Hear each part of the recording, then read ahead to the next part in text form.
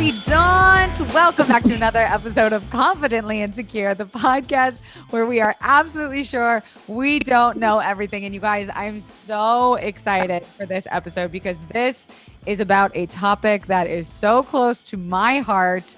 It's such a wonderful story with such a wonderful person attached to it. I'm so excited to welcome Sam Zimmer. Hi, Sam. Thanks so much for joining us. Hello. Thank you for having me. Absolutely.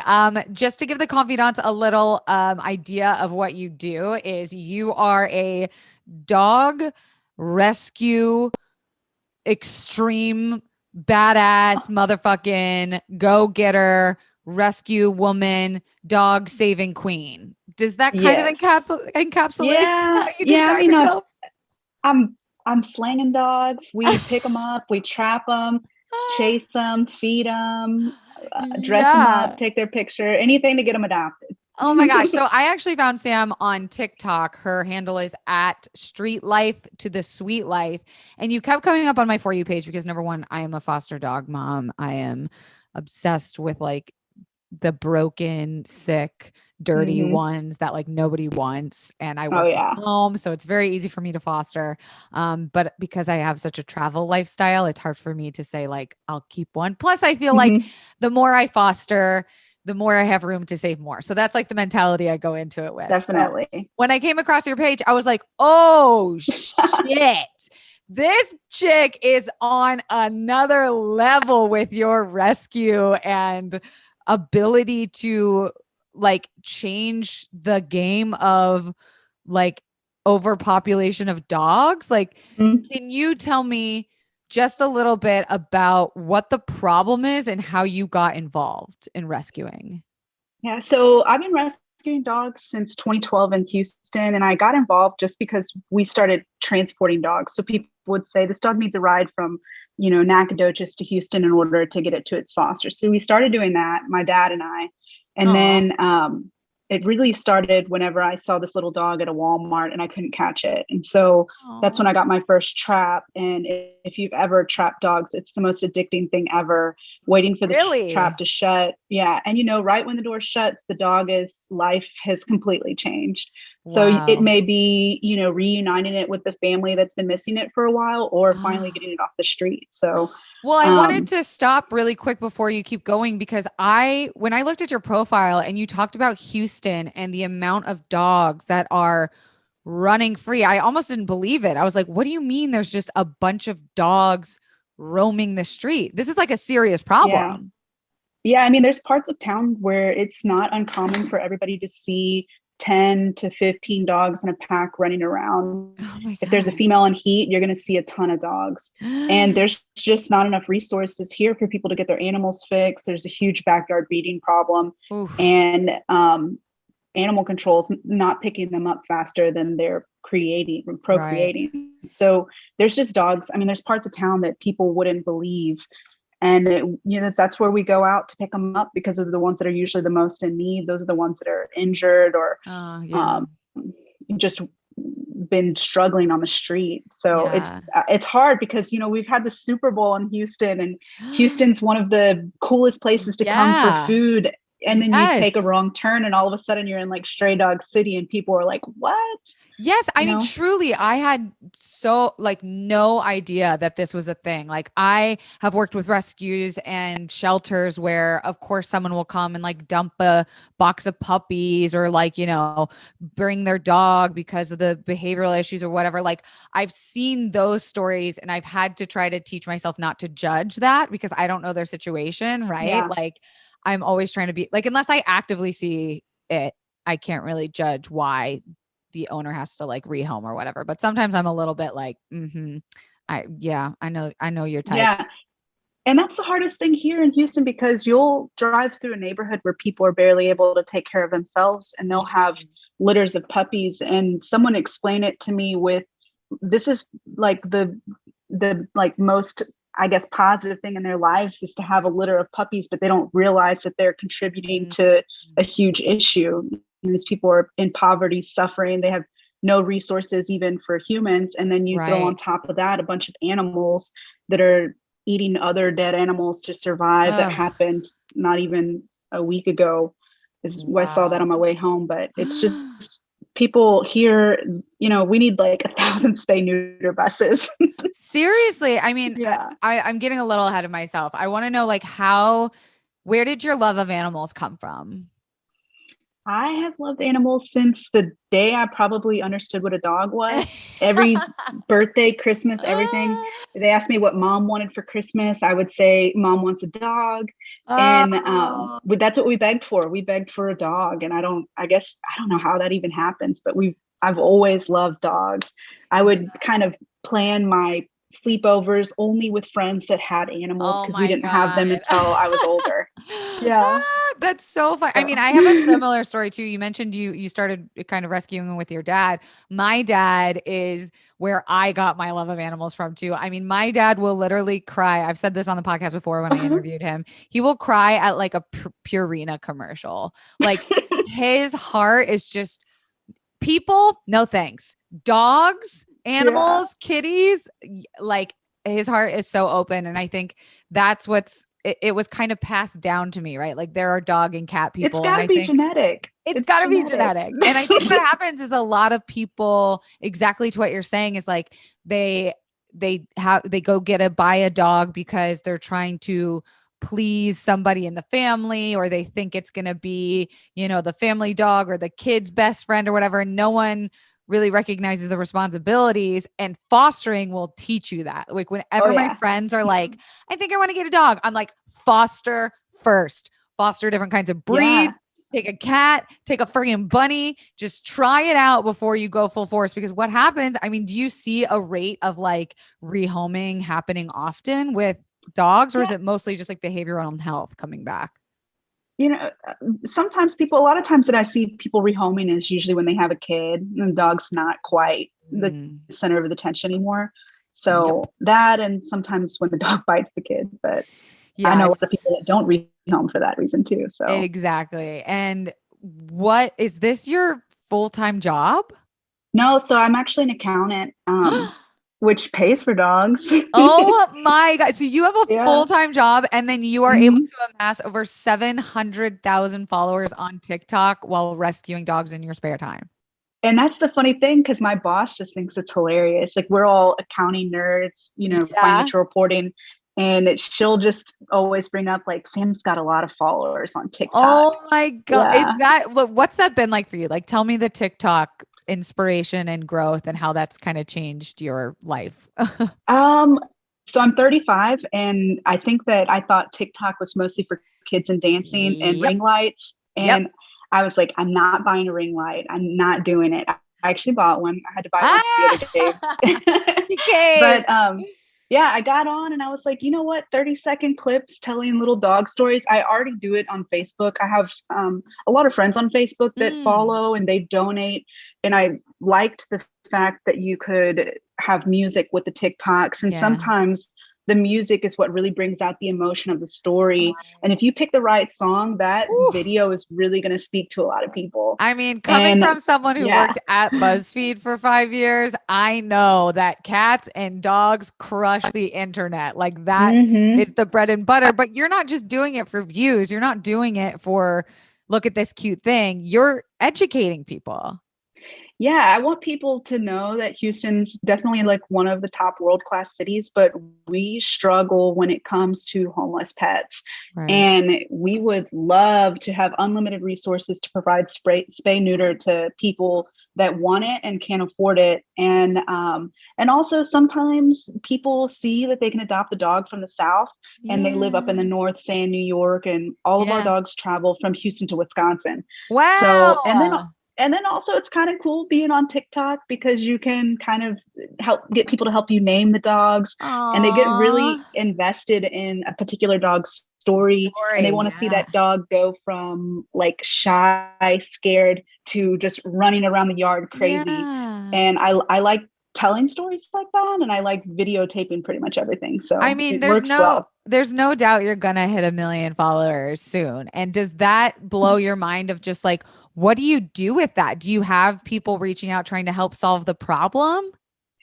So like some of the things that come with just like being recognized on TikTok. We had Kelly Clarkson reach out, and I did the Kelly Clarkson show a week or two ago. Oh So my God. I that's on have like YouTube. 5 Yeah. friends that work on that show that are producers. You Oh, probably talk to really? them. They Yeah, were that's so a great awesome. show. Yeah, so they donated $1,000 to one of Oh my the dogs gosh. that I posted on TikTok. And I, really like working with the dodo. They tell great stories, but Yes. I'm like, I had told my boyfriend, oh, I just want to hit 100,000 followers. Like that Oh was a my lot. gosh. And then all of a sudden I had one video that got 43 million views and it just went crazy. Yeah. I think I showed my boyfriend that last night because I was like, look Mm-hmm. at who I'm interviewing tomorrow. And which one was it? Was it the one about the dog coming Boomer. in the house? Yeah. So Yeah. tell And I the thought that audience was like about it. so we picked up Boomer right before the freeze in Houston. The temperatures were going to drop down to 17 degrees, and we just can't function in that kind of weather. I forgot So about George and I, my boyfriend and I, decided, hey, let's go pick up as many dogs as we can. We have the Yeah. garage open. As long as they come from the same area, they can stay in the same spot at my house and not risk getting each other sick. Right. So a girl from TikTok told us about like a pack of 4 dogs that were living at a bank, and that's where we my went out. We took our gosh. trap.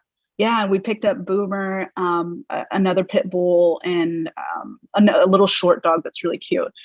And we brought them home, and of course, kind of went through the storm in Texas, and then started, getting them vetted and figuring out what all they need before they can get adopted.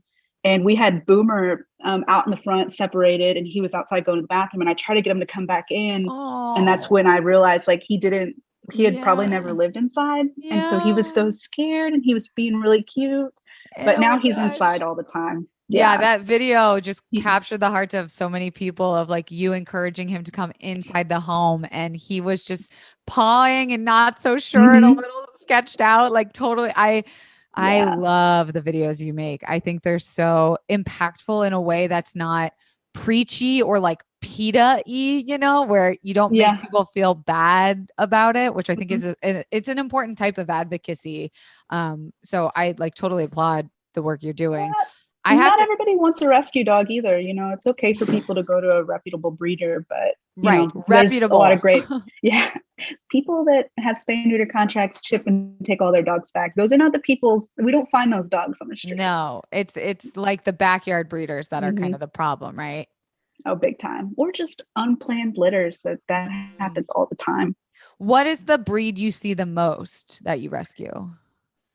So I don't rescue a lot of pit bulls, but that's what I see the most of on the street. They're the hardest to find fosters for. Yeah. They don't always get along with all the dogs in the house, but we have 2 or 3 at our house right now. Well, that's what I was going to ask. How do you get any fucking work done with that many dogs at your house? Like, did you have some kind of superpower? I have a really, really awesome dog walker. Yes. And I renovated my entire house. Yes. Yeah, so I built a huge kennel in the back. I have a she shed. We have AstroTurf. We have all kinds of stuff. But yeah, we pay my boyfriend's also on a split shift. So there's days where I work and he's not working. So he'll take care of the dogs during the week. And then on the days that him and I are both at work and we're working a longer shift, then we'll have the dog walker come over and she takes care of them. That's a good relationship to have. Like your dog walker needs to be like one of us, Well, and she's a big time rescuer, but she also owns a dog walking business. Perfect. And so she's the only one that can handle what I have. I mean, I'll write a note like, I got a new dog and this one bites. And I think that's like, God, that's so important. When I started fostering, I started following so many dog trainer TikToks because it's so important for people to understand dog body language, behavioral issues, knowing that like time is a big part of having a dog's behavior change. Like I had to even educate myself on being like, oh, I know when a dog is like putting his head over the other dog's back. That's like a thing of dominance. That's like, yeah. And break so it up.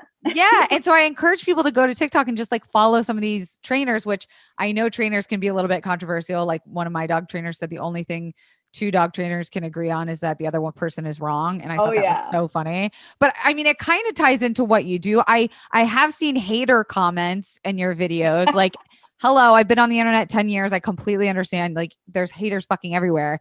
But I feel like the top comment of hater shit I see in your profiles is people being like, that's someone's dog. You're stealing dogs. So how do you manage that? Like, how do you navigate that?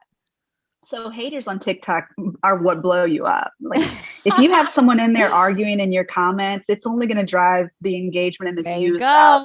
So I just I let them ride. But for people that always say, oh, that dog's owned, like I'm in parts of town where people may feed a dog on the street, but they don't really own it. They're just trying to kind of feed a couple dogs on the street.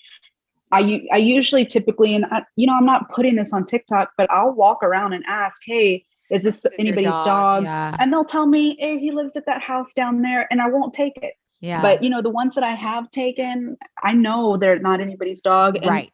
There's been a few instances where I did take somebody's dog. And I find out because we'll go back and ask, or they'll put a flyer up, or we talk to someone in the neighborhood and they mention that we took the dog. Well, we get it fully vetted and return it back to them. So, right. And I don't ask them to keep it. right. And I don't think people see the part where the way that you can tell by a dog that is being taken care of versus a fucking street dog. Like you might not be able to see it on TikTok, but when you see it up close, you can see inside the ears, you can see the teeth, you can see the weight, you can see the quality of their fur, their pads. Like there are things that people online aren't seeing. Even if the dog has a collar, that doesn't mean someone didn't just dump the dog. Hang on one second. No worries. George.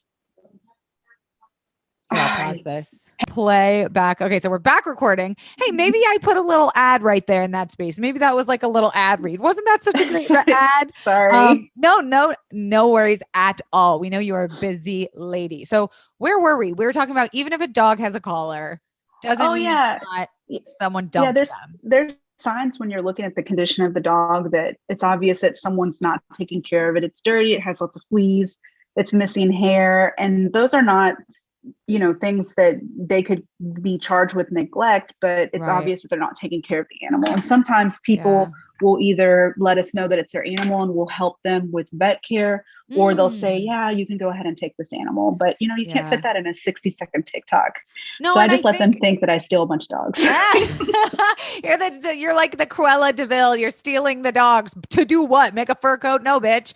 To fucking help people and help the animals and the dogs. So to drive them to Florida and eat ahi tuna. Yeah, like literally that's where you are right now. You told me before we started recording that you're in Florida because you came to drop off a dog.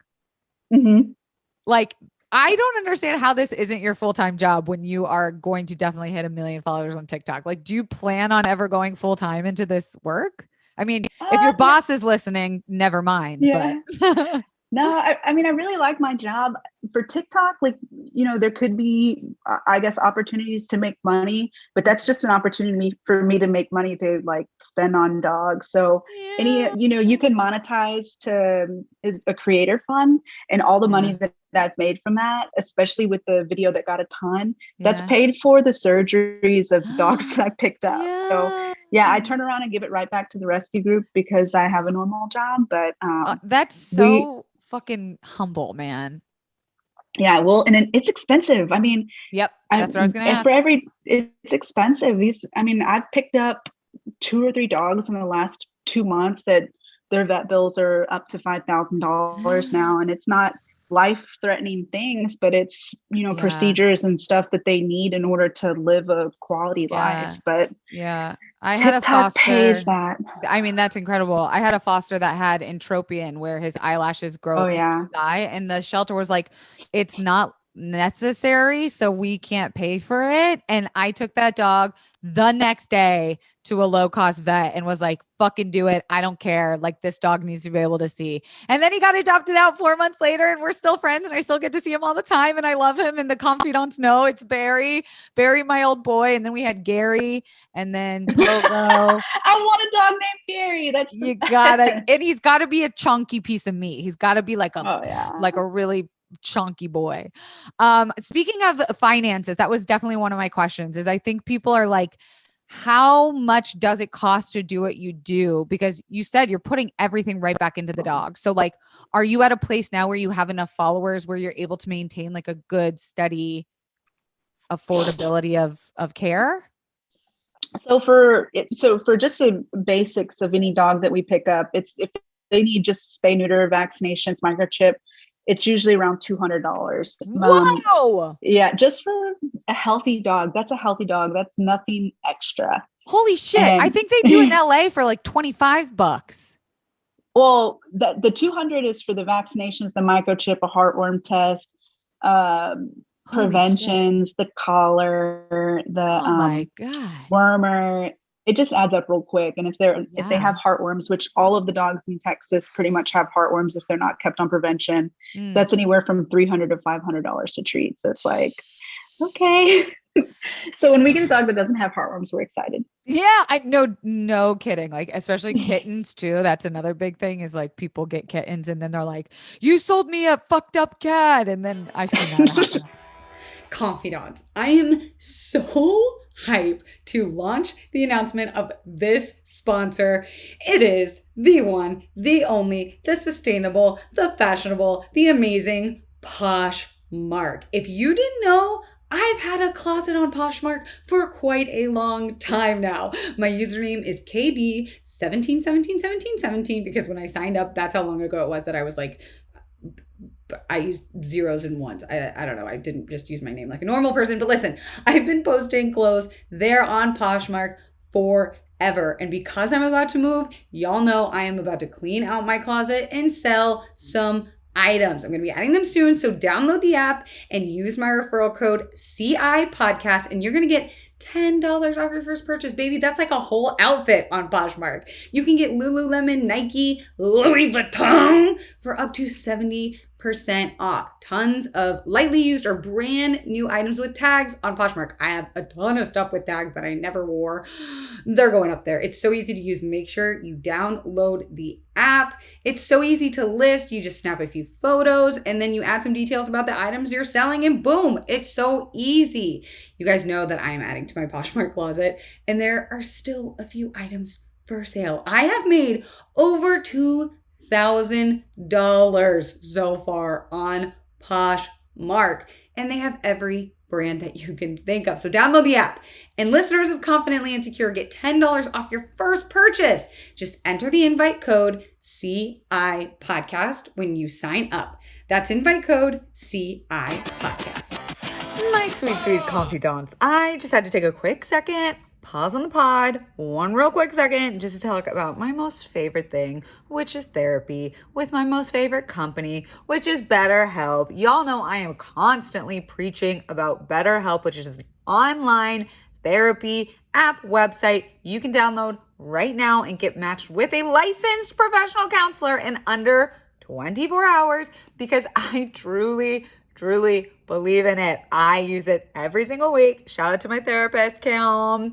And I also do couples therapy from it. It has made my life so much more manageable during this pandemic. And I want all of my confidants to be able to have that accessibility and affordability, which is why I love BetterHelp because it is more affordable than traditional counseling and on other online competitors.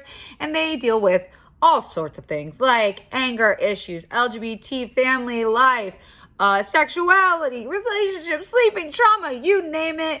BetterHelp is there for you, and I want you to start living a happier life today. And as a listener, you're going to get 10% off your first month by visiting betterhelp.com/CI. You're going to join over 1 million people taking charge of their mental health when you go to BetterHelp, HELP.com/CI.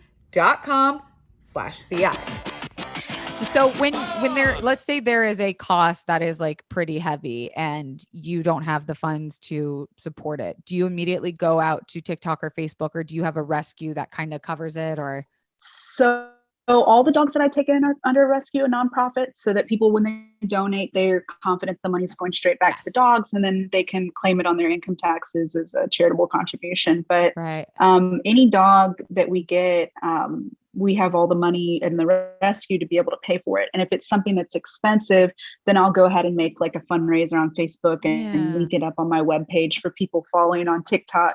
People want to donate to a specific dog, then they can go to my website and they can find the particular fundraiser for what that dog needs.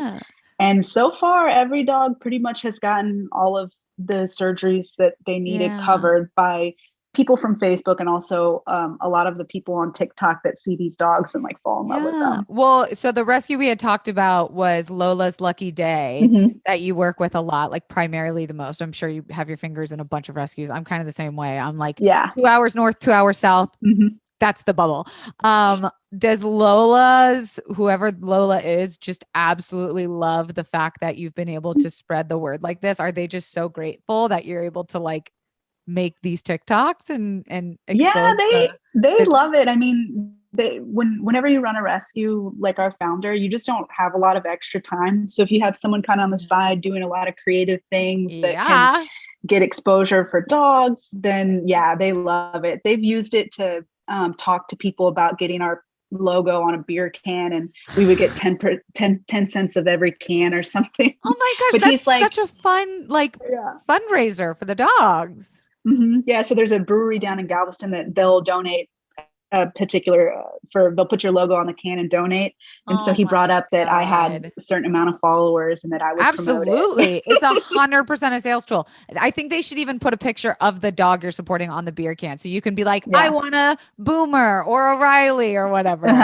Get me in your marketing team. Okay, so I want to talk about actually catching dogs, because that is primarily what like a lot of your content. Well, for me, the most exciting is when I see you with a trap. So like, walk me through the process. How do you do it? What's it like? Vibes? Tell me everything. So in Houston, we have a page that's called Dog Trapping. And basically it's like a request page for people that know of a dog that needs to be trapped, and they have a place for it to go. And those are the best ones to trap, because all you have to do is catch it and take it somewhere. They'll handle the rest of it from there, as long as they're reputable people, not hoarders. But right. So usually I can only trap on the weekends because I work during the week. But my boyfriend and I will load up the trap with a bunch of sausages, pick up some burgers, and we'll go out and try to trap the dog. And you know, sometimes you go to get one dog and you leave with a couple extras. But yeah, trapping is like I'm vegetarian, so I'm not a real big hunter, but I understand the thrill of hunting now, because you're sitting there waiting for this door to shut. And once it shuts, almost in every video, it's like, yes, like you said, that's the moment that changes their life forever. Yep. And they're usually pretty scared. You don't know kind of if they're going to be normal when you open the trap, or it's going to be a week, or they're potentially kind of semi-feral, which is not a huge deal. Those dogs still are great dogs, but trapping is, sometimes we'll go out looking for a particular dog that people have been feeding, but the best times that, and a lot of the dogs that we've gotten and posted about on TikTok are typically dogs that we just go out and look around for strays. And we know which parts of town have the most stray dogs running around. And we'll just take the trap out with a cage, and we'll take a GoPro and so it's always really cool to be able to kind of videotape that live. Yes. We haven't been able to do that in a while because we had so many dogs, but that's my favorite, is setting up the camera and letting people see kind of the process of trapping a dog. And sometimes it's quick, and sometimes it can take anywhere up to 8 hours to trap a dog. That's what I was going to ask. Oh my God. Yeah. I was going to say, like, I've stayed the night. Average? Yeah. I've stayed the night at rest stops. Trying to catch dogs. We have a guy that will dart them. So if we can't trap them with two or three different traps that we have, then he'll come out like Indiana Jones, the blow dart, and tranquilize them. God. And like, I just have to imagine, like, when I got Barry, I was like, you must have been the best street dog ever, because you could tell he was from the streets. Like when he would meet more like domesticated dogs, like the first time we put him on a collar, he was like, oh, fuck no. Like a leash, he was like, no, absolutely not.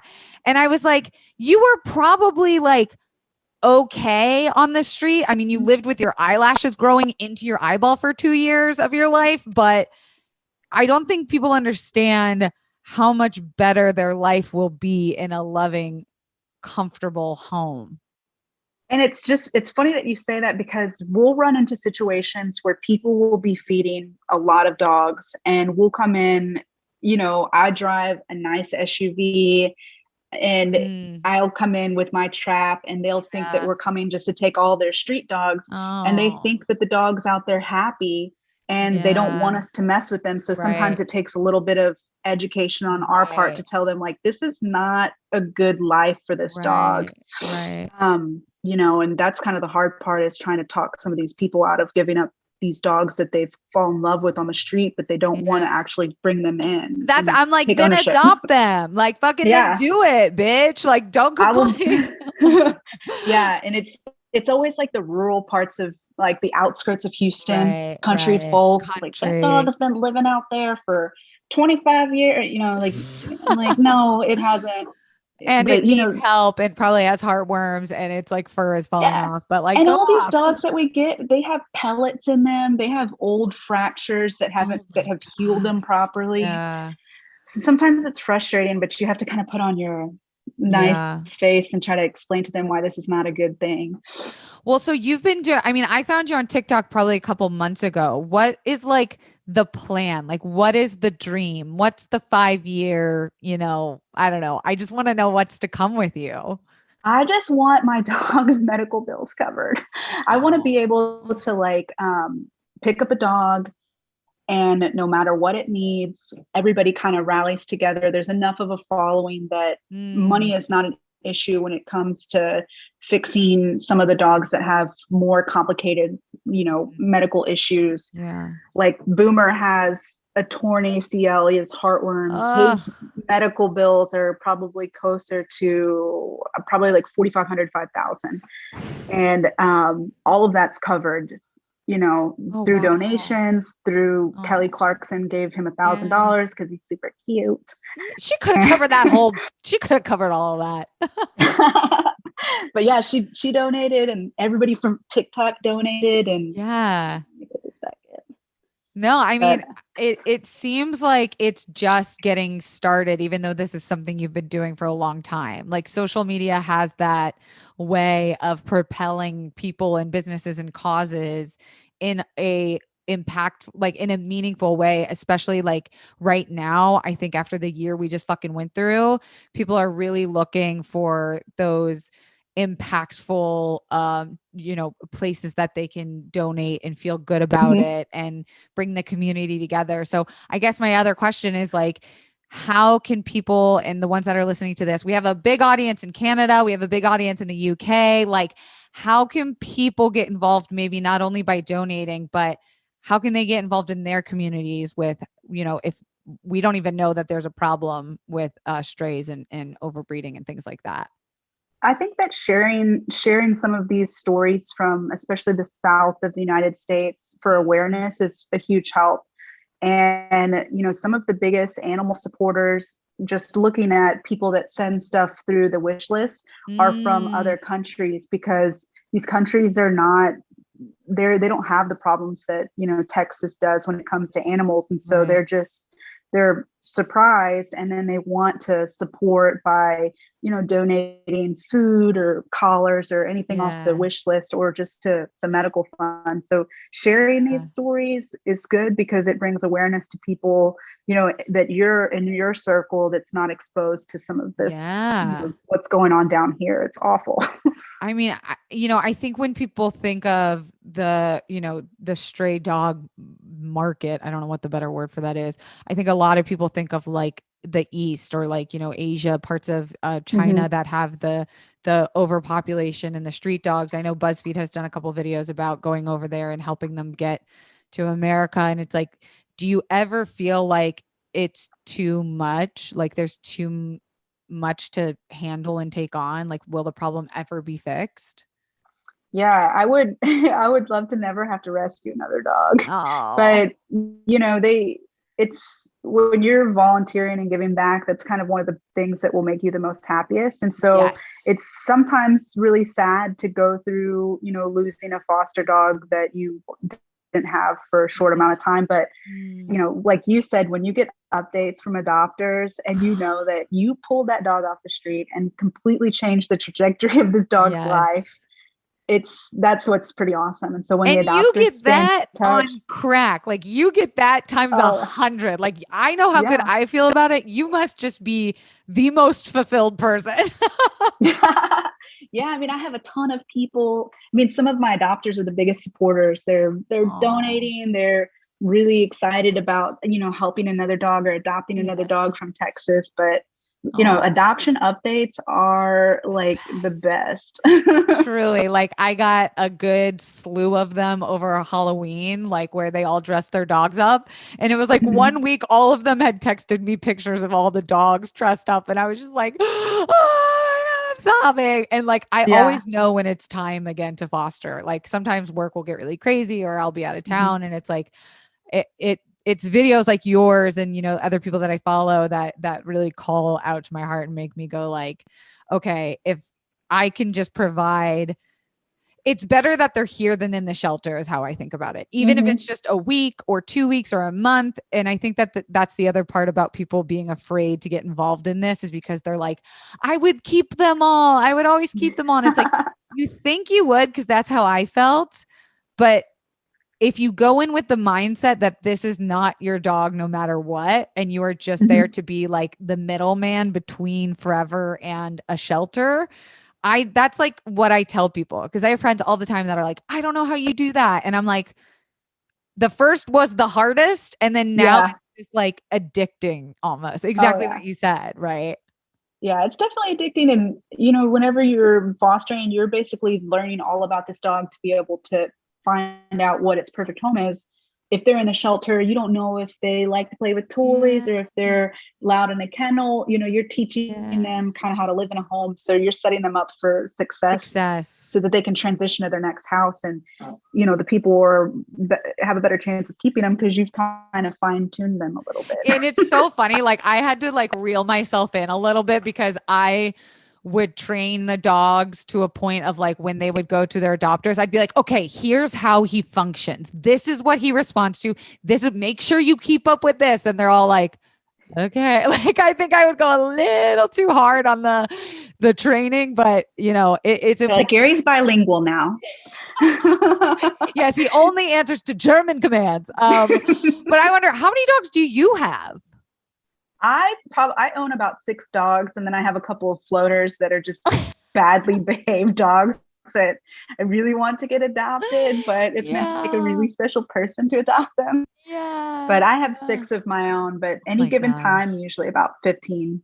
And I cannot say this enough to the confidants listening, like 100% go to TikTok. And I'm sure the listeners are just like laughing their asses off because I think the last like 10 to 15 guests I've had have been from TikTok. And I talk about how obsessed I am with it. And like, that's how I find everyone and making new friends. So like, shout out to TikTok, but seriously, go follow Sam's TikTok because it will bring out something inside of you that you'll be learning, you'll feel empowered, you'll feel happy, you'll want to share it. You're just such a good person. Do people tell you that all the time? Do you ever get sick of hearing that? Yeah. No, I don't mind it. Yeah. I mean, I'm a good person, but I'm also a Scorpio. So I can I kind of speak up when I see things that are happening in the rescue world that I don't agree with. And so there's a lot of people that probably would disagree with you. Oh, well, fuck them. I think I'm kind of spicy. Yeah. Well, good. You have to be. I mean, like as a woman on the internet, you kind of have to be a little spicy. And I applaud you for, also using it to propel your business. I think that's really smart. Like wrapping up here, because I've already had you for this long. What is something people can do to help with the situation like in Houston? Is it kind of figure out if your community has that same stray dog problem and start trapping and like hit you up for tips? Or is it, concentrate on the big cities that have this problem? What's the best way for people to get involved? So if you want to get involved in just helping animals, rescuing animals, your local shelter probably would love for you to come and walk dogs. Yeah, they love it. The dogs love to get out. Being in a shelter is not easy. So the one of the humane societies that we work with up north is called the Dodge County Humane Society. And they always have, they have a bunch of dog walkers come. And there's a girl up there that I'm obsessed with, and she loves to jog the dogs. And these dogs are going on 2-mile runs, and they're just in heaven. So yeah, I mean, if you're a runner, there's a ton of dogs at any shelter. Every city state has a shelter. Yeah.